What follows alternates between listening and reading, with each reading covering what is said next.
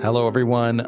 Welcome to the Addicted Mind podcast. My name is Duane and I'm your host, and we are on to another episode. Today, we're talking to Steven Orebaugh, and he is an anesthesiologist at the University of Pittsburgh Medical Center.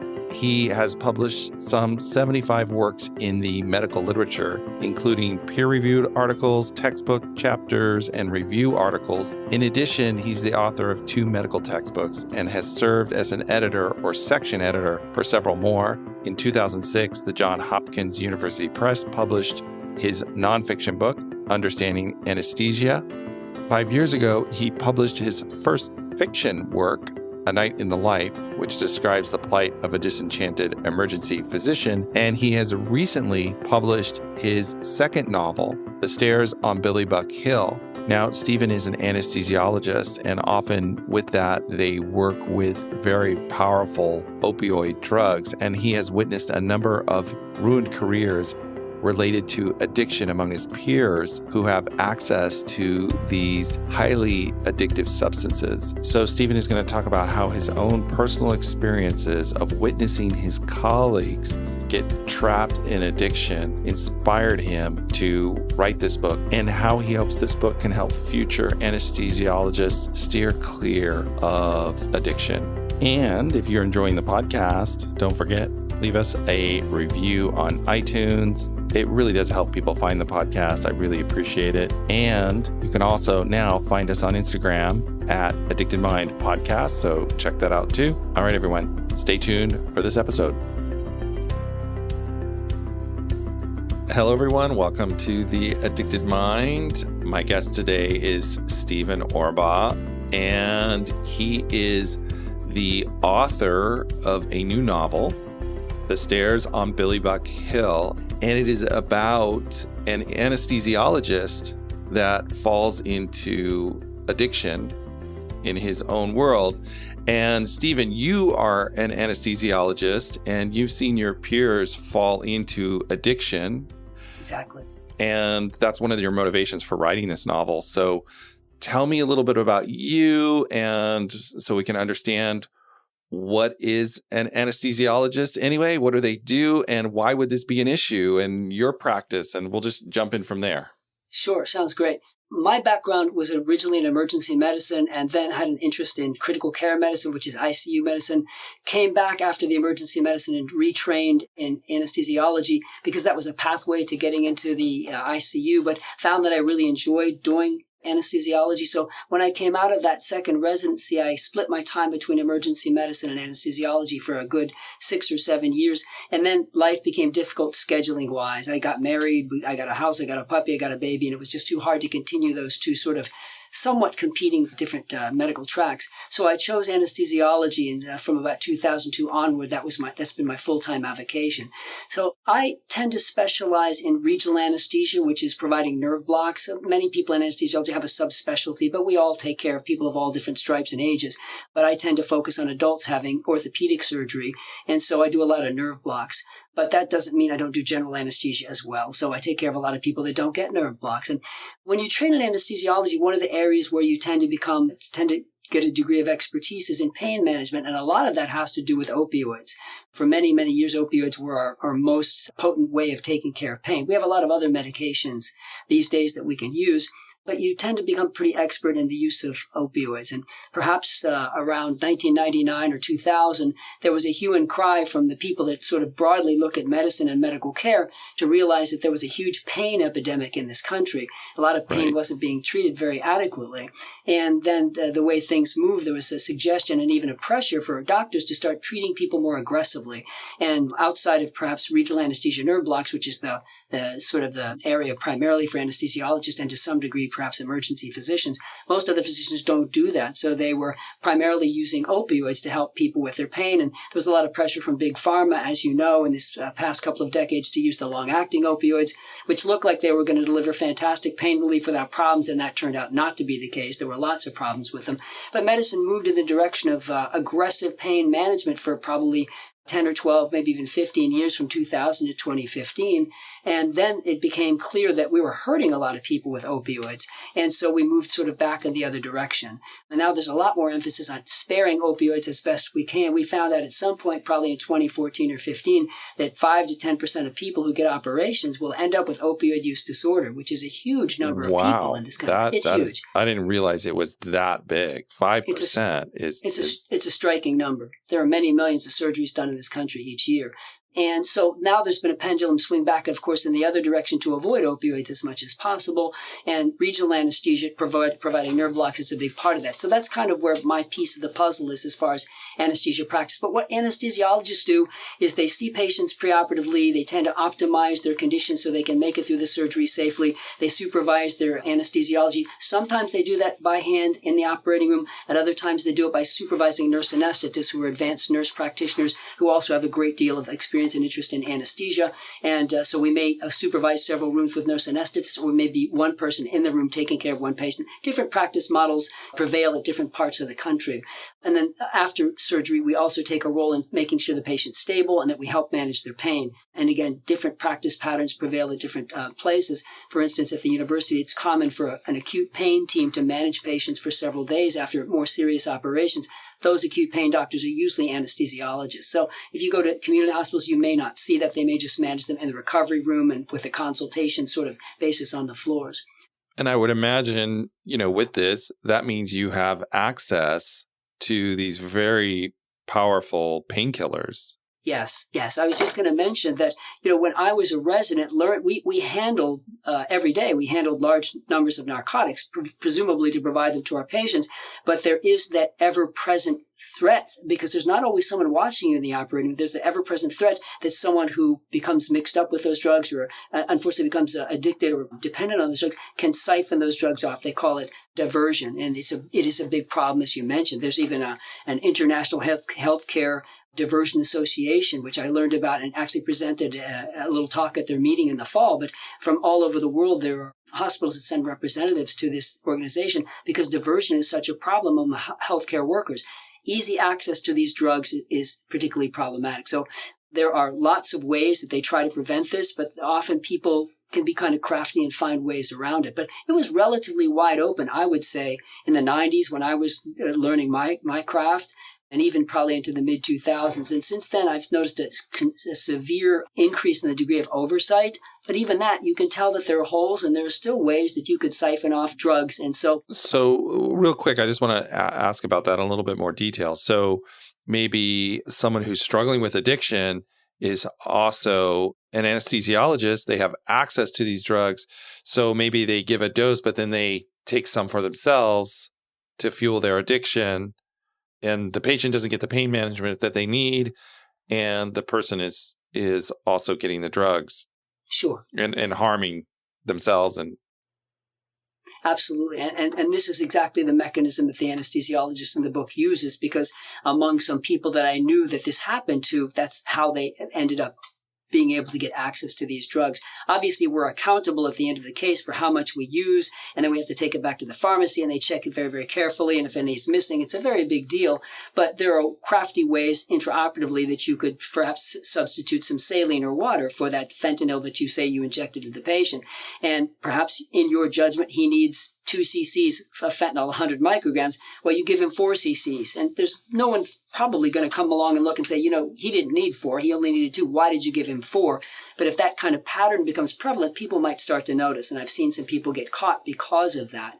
But you're right. I mean, you can absolutely siphon it off, and no one's really there watching you each time you crack an ampule and pull up some additional fentanyl or Dilaudid or whatever it is that you're using for the patient. And one of your inspirations for this book was watching some of your colleagues go through this process or go through addiction and struggle with addiction. And that must be pretty painful to watch. It's really touching. And I have to say, I saw this happen to about a half a dozen people over maybe a decade, which doesn't sound like a lot, but they were all people that were either in training. And so you sort of value the fact that they're going to come up in the ranks and be part of your team or a team somewhere else. And healthcare workers tend to be very supportive of each other, or they were people that I'd worked with for some period of time, and I honestly had no idea that they were addicted to opioids. And one day somebody found a problem with the count, and they began to be a little bit more observant of them, and this happened again and again, and suddenly they tested them and found out that they were addicted to opioids.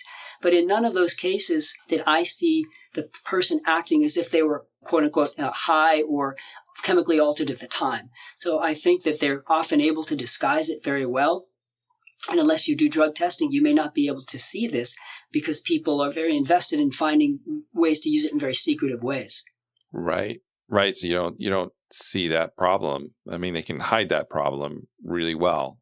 Very effectively. I'm surprised at that. But often what happens is they end up getting tripped up by their own persistence because, as we all know with opioids, initially you need this much, but eventually you need this much to get kind of the same effect.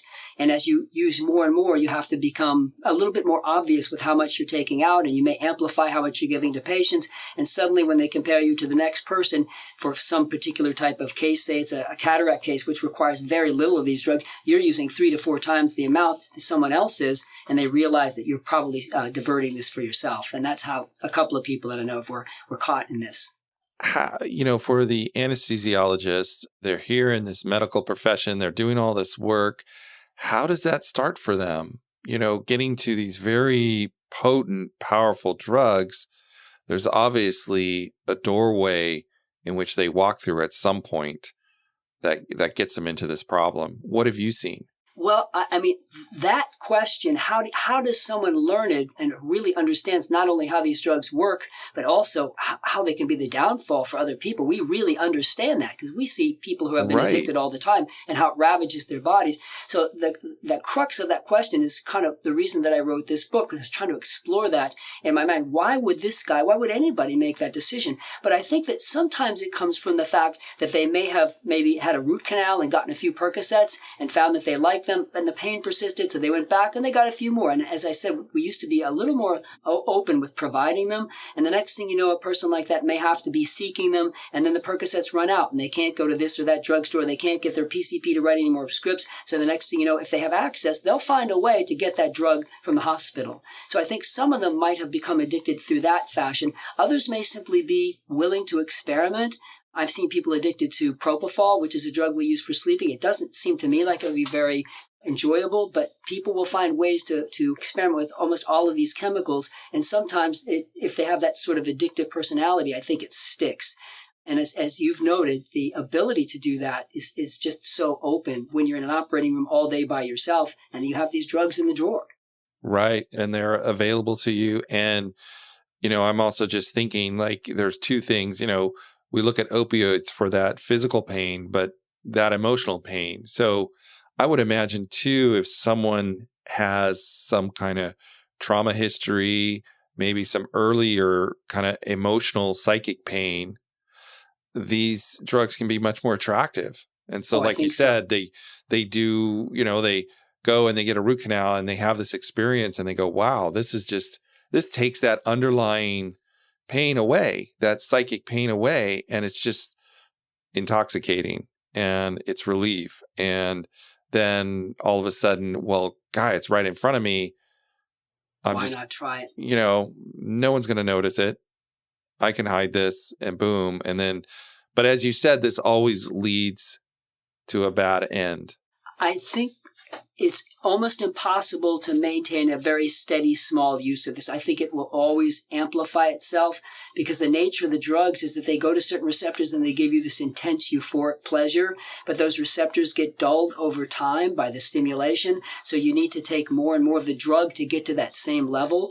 And the next thing you know, you get caught because you're just taking more and more of the drug. And I think that's what ends up tripping probably most people up, rather than them appearing and being unable to make a decision or falling flat on the floor and stopping breathing the way you might find an overdose on the street. I think that's probably less likely. Right. So this is I believe, your second book of fiction. It is. That you've written. And so it sounds like this is really personal to you because you've seen this happen to others. You've seen your colleagues, your friends, I'm imagining, lose everything. to this. And they do. If it's not losing everything in health because they're found out and they can go through rehabilitation, they certainly lose a lot in terms of community stature, friendships, their ability to work. Usually a health system won't take you back. There are mechanisms where nurses and doctors can kind of go and rehabilitate that are sponsored by the state and let them get back into healthcare. But of course, the scrutiny is very high. They may find that the doors are not wide open for them the way they once were, even if they're well trained. So they lose a lot. And in the process, you're unemployed for a long time. You obviously have huge financial implications. And just that feeling yourself of, being a healthcare worker, your job ultimately is to protect others. And you can't do that optimally when you're taking opioids or alcohol or any of these other drugs. And so that I think there's probably a huge sense inside that you let yourself and everybody down, even though the nature of these chemicals is so profound that you could reasonably conclude they couldn't help it, because once as you say, the door was open, they just couldn't stop. Right. They're just going. So in writing this book, how did you start to put it together? And how did you start to decide, this is how I want to do it? This is how I want to share this story? Good question. Like many physicians, when we look at the period between 2010, 2016, there were just more and more alerts and more warnings that we were overusing opioids and we needed to find other ways to deal with that. And we were hearing these numbers, which have now become astronomical, but even back then, tens of thousands of people were dying per year of opioid use, abuse, overdose, etc. And so as a physician, you want to make whatever impact you can. I'm not an addiction specialist, but I admire those people, or a chronic pain specialist, who deal with a lot of addiction. I think that's a hard job, and I admire what they do for the community.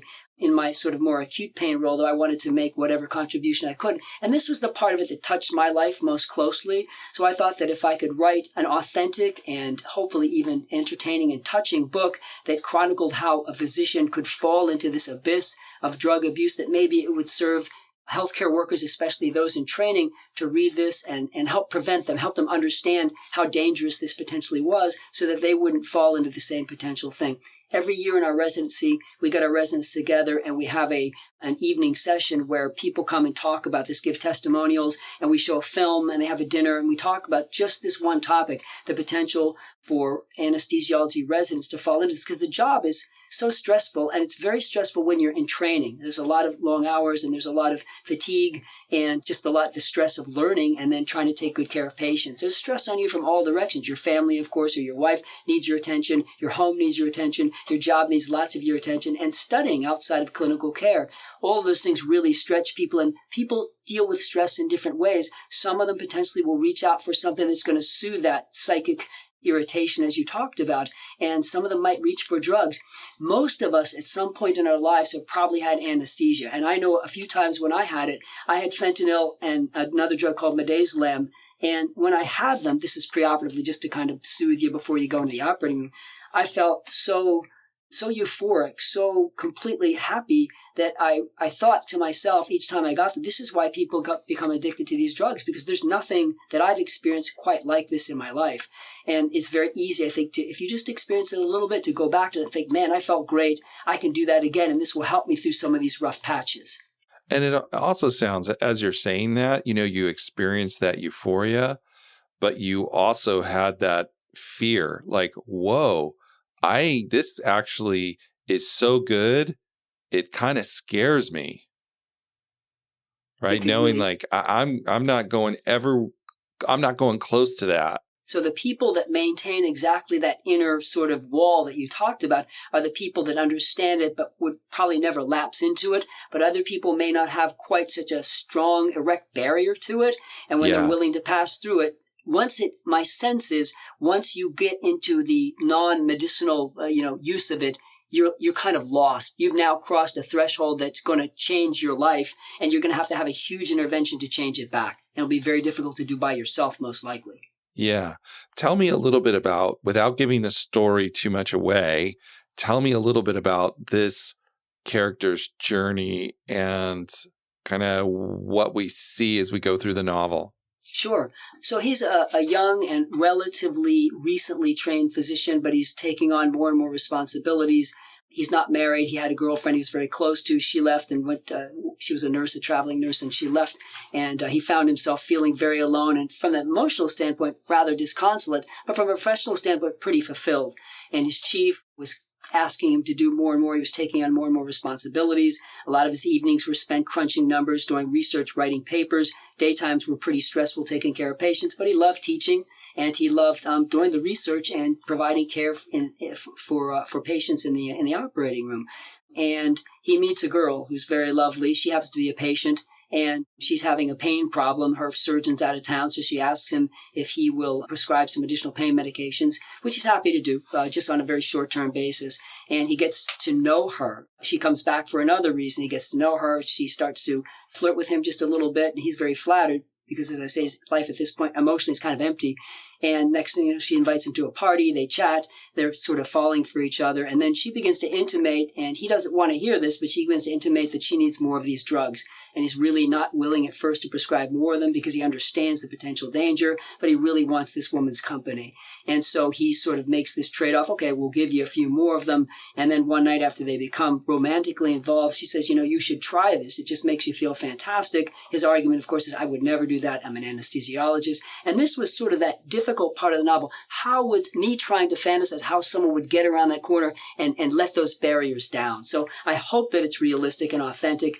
And I will let readers decide that. But, in that sort of emotional moment where he's thinking, okay, so if I don't take these medications and sort of go along with what this lovely woman wants me to do, who seems to have a genuine affection for me, maybe she's going to leave me. And so he takes a pill and he thinks nothing of it, but then it starts to make him feel very, very good. And then the next day he goes home and he's extremely angry with himself. He walks around the city just disconsolate and trying to think through this whole problem, but knowing that she's got this incredible hold on him. And he's steeling himself for the next time that they're together because he knows it'll probably come again. And naturally it does. And so he says, okay, maybe just one more time, I'll try this. This is not going to have a hold on me. I understand these drugs. But very suddenly and very soon, he's elevated into kind of a whole different social status with her. And they're going to Penguin games and pirate games and football games and mixing with sort of an upper echelon of the social strata of the city he wasn't previously involved in. He likes this very much. And so the next thing you know, he's more willing to take these drugs. And their romantic encounters are much more maybe vivacious or fueled by these.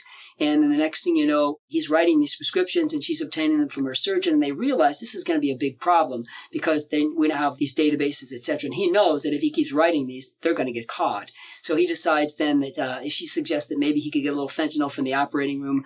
And he sits down and says, yeah, sure, why not? And part of him says, 3 months ago, this would have been a crazy idea. But I think I can do this, and it'll be even less risky for us because no one's going to be able to follow a paper trail. And probably this drug will be even more intense because I know I give it to my patients. I know what it's like. He begins siphoning off the fentanyl, but not using it at work. And then once again, the romantic encounters and the social joys that he has by taking these drugs takes him to a place he's never been before. And then he begins to encounter stresses at work because he's spending more time with this woman. There's more and more demands. That begins to break down, and that becomes really sort of a provocative thing for him. Then he gets into trouble with a few patient encounters that aren't going well, and the stresses at work become maddening. And he thinks, if I just had a little bit of that drug, I'd probably feel great, and it's not going to affect my decision-making capability. In fact, if anything, I'm sharper when I use these drugs. So he dips into the bathroom, takes a little bit of this medication, injects some fentanyl, and sure enough, he comes out. His whole disposition has changed. He feels as though he can teach better. He can apply his abilities better. He can take better care of the patients. He's on a better interactive level with his subordinates and his trainees and everyone. And he thinks everyone just finds him almost impossibly wonderful to work with when he's under the influence of these drugs. This happens a couple of times, and then on a really stressful day, he ducks into the bathroom, and as he does so, the door flies open, and he gets hit in the head, falls on the floor, and you can imagine what happens next. His whole life begins to unravel as they find out what he's doing. And so that's the nadir of his life, and then he gets some opportunities for sort of reinventing himself and tries to take those, and that's how the last third of the novel goes on. Right. And how does this story kind of reflect your own experience with your peers that, people that were affected by this, that you worked with and saw this happen to? I never saw anyone have a traumatic encounter like that, but we have had some trainees that have been found to be impaired enough, and one actually found on the bathroom floor, that I know this can happen to people. They just continually slowly ramp up their use of it until something really tragic happens. In a few of the other cases, it was just reporting for work and not being quite with it, and people saying, this is not him. And the next thing you know, they're testing for drugs. But I wanted to have this sort of traumatic and really insightful moment where he realizes, okay, my whole life has just changed and there's nothing I can do about it. Everything collapses around him. And then he has to begin to put all the pieces back together again, which is possible, but it's very difficult to do. I think there's something like a 40 to 50% recidivism rate among anesthesiologists who use substances and are off for the attempt to get back into the system. So it's not easy to be able to come back. Yeah, definitely. In my career as a mental health care worker and working in the field of addiction, I've worked with a few doctors and anesthesiologists that have struggled with this issue. And it is a really hard road back.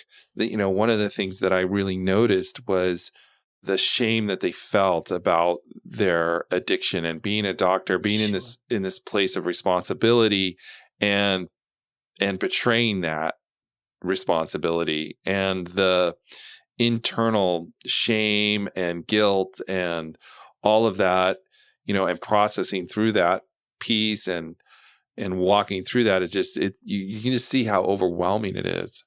I think that you bring up a good point about shame, because the very essence of anesthesiology is vigilance. I think that's one of the mottos of our specialty. And if obviously if you're addicted to medications, if you're impaired in any way, you can't be maximally vigilant. So you've sort of really just corroded the very essence of what you're supposed to do. It's hard to come back from that and feel good about what you're doing. I do think it's possible, but you're right. There's that sort of stain internally that's difficult to get rid of. Yeah, there was a lot of practice of self-compassion and really, trying to live back into their own integrity of this and to get that back. And it was a long journey for them. And I do deal with some of that in the latter part of the book, too. This is very difficult for his family's ashamed of him. His young nephews that idolized him suddenly are ashamed of him. And that just cuts him to the quick. It's a very difficult time for him. Yeah, absolutely. I think this is such an important work, bringing these stories so that people who are struggling with this or knowing other people who are struggling with this have some story to relate to, that they're not alone in that either, and that there is support and help out there. Yes, I think that's essential. This is almost impossible to do by yourself, no matter how steadfast and steeled you are against the idea of just taking those drugs again. You need enormous social support to be able to keep pushing it away and find other things in your life that pull you in a positive direction, instead of the potential to go back to what feels good, what feels very good, but is so bad, for them. Right. And it really, your book really talks to the point that anybody can be impacted by addiction if the circumstances are right for that. And that, even if you're a doctor, even if you're this or that, addiction doesn't care. It will overtake you. Right. We all have vulnerabilities at points in our life. This was a vulnerable time for this main character. She was the wrong woman at the wrong time in the wrong circumstance. And I don't mean to demonize, necessarily I hate that sound, feminist or masculine or whatever. Just that she was a femme fatale at the wrong place at the wrong time for this guy. At any other time in his life, he might have been able to say, I can't give you any more drugs. It was great meeting you, but he couldn't do that at this point in his life. Yeah. What was your biggest hope for this book to accomplish with this and to write this and put that out there? Sure. My biggest hope is that people that work in healthcare, whether it's nursing or medicine or advanced practice providers, and especially trainees, the people that we kind of worry about the most because we think that they're under the most stress and maybe the most vulnerable, that they would get this message and be able to understand how insidious the drugs are, how they sneak in and kind of destroy you from within in subtle ways. It's not like you open the door one day and they destroy your life. It can take weeks, months, and in the meantime, you think you're in control. And this guy thought this was a very, I think, gifted and practiced and, accomplished practitioner who was well established in his academic practice. And even with all that protection, as soon as these drugs got a hold of him, they changed his entire mindset and made him no longer willing to see how they would corrode what he could do and take away his abilities. in the most sort of insidious fashion. So I'm hoping that young people would read this and see that, you can't control this. And if it gets a hold of you, it's probably going to destroy your life. That's my biggest hope, that this could make some small impact. I was talking a lot earlier about how doctors began to recognize a decade ago how many problems were being caused, not only by physicians, but the whole, let's call it the opioid environment, or the opioid, there's a word for it. Environment might be the best word, but that all of us want to make some small impact in some small way. And this was my attempt to make a small impact on opioid use and abuse, and in particular within the healthcare specialties. Yeah, it goes back to what we were talking a little bit earlier about your own experience, where you kind of felt that, wow, this is really, really good. But at the same time, you also had the fear of it. Like, I know this is too good, and that scares the living daylights out of me in a way. Yes. Like, boom, that hopefully, I'm thinking your book can get to these young doctors so that they can read it and maybe manifest that fear, and that healthy fear, I guess I would say, like, yes, whoa. And so maybe they'll have that same experience and go, I could be this character. Absolutely. if I'm not careful, and to really like understand that. It's almost like when I hear you talk, that too, like you could be this character. Yes. If I didn't put in that healthy fear, if that makes sense. I don't know. Sure. And part of that healthy fear for me, when I did experience these drugs, was having seen what happened to some other people. Yeah.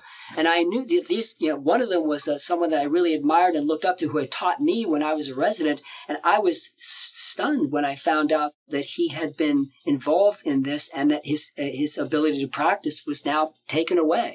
Luckily, it wasn't a healthcare problem for him, but it certainly resulted in a major change in his ability to practice medicine.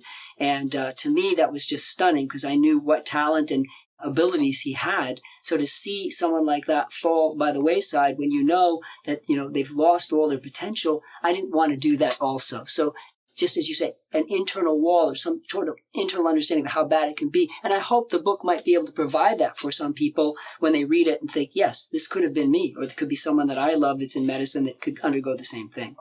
Right. And then that, maybe like I know in being a licensed marriage and family therapist and stuff like that, there were a lot of like actually novels and books that we had to read, stories that illustrated certain points about our profession that were really helpful to communicate these things, to learn and be, a better therapist, a better provider, a better healthcare provider, to understand some of these risks too in different ways. So it's always been really helpful to get these kind of stories, even though they're works of fiction. They have really important points to share. So I think that's really awesome. Thank you. Yeah. So we're kind of getting to our time here. I always like to ask every guest one question at the end, and maybe this would be directed to people in the helping profession. You could tell them one thing. What would you want them to know? So just please understand that there is nothing about these drugs that can ever be helpful to you, and that even if you think that they would help you cope with a difficult situation, they will inevitably destroy you. So you need to maintain a barrier that never entertains the thought that maybe I can try these, but I can control it. They cannot be controlled. Opioids are way too powerful, way too insidious. Nurture that healthy fear. Yes, nurture the healthy fear. Well said. Absolutely. Thank you, Steven. Where can people find your book, The Stairs on Billy Buck Hill? Where can they find it if they want to read it? On Amazon. It's easy to find there. You could go to my website, but I think it's easier to order it directly from Amazon. And also the publisher as well, Sunbury Press in Mechanicsburg, Pennsylvania. But I think the easiest thing is probably just go right through Amazon. 2 clicks. I will put all the links in the show notes at theaddictedmind.com. Steven, thank you so much for coming on. Very kind. Thank you for doing this work and sharing this story. It's important, and I think will help a lot of people out there and maybe prevent some tragedies. I appreciate the opportunity to speak about it with you. It's been a great opportunity for me. Thank you. Thank you so much. All right, everyone. Thank you for listening to the Addictive Mind podcast. As usual, all the show notes and links will be at theaddictivemind.com, so you can check that out. And if you have enjoyed the Addictive Mind podcast, got a lot out of it, please rate and review us in iTunes. That really does help. And you can now get a hold of us on Instagram at Addicted Mind Podcast. So check that out as well. And you can reach out to us there, especially if you have any ideas of cool guests that could be on the podcast. I'd love to hear about it. Love to get your questions. That would be really awesome. All right, everyone. Have a wonderful day, and I will talk to you on the next episode.